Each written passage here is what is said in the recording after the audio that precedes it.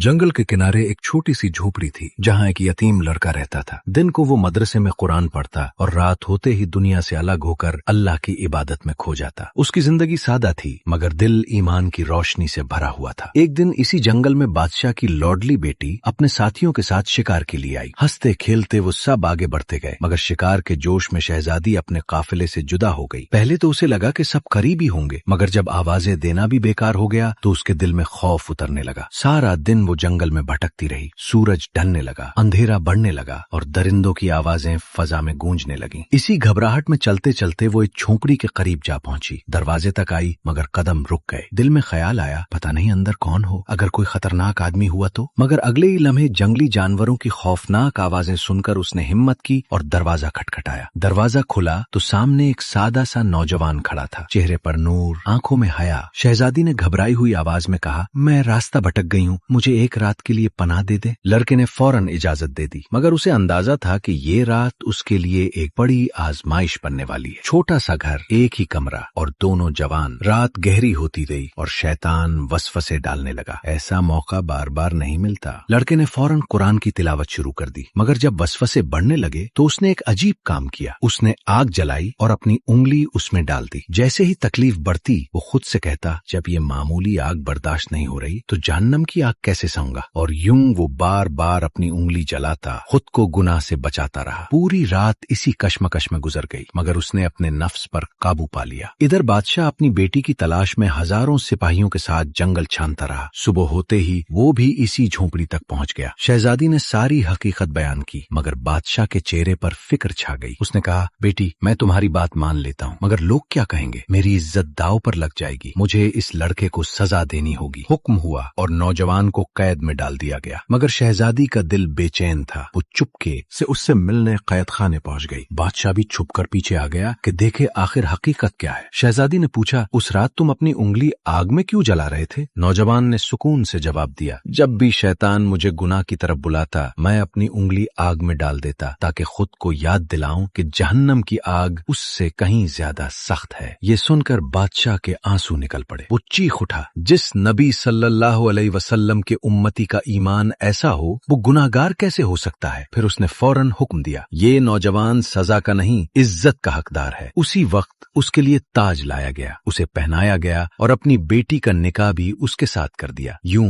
एक यतीम जो रातों को अल्लाह के सामने झुकता था, अल्लाह ने उसे इज्जत, मोहब्बत और बादशाह सब कुछ अता कर दिया।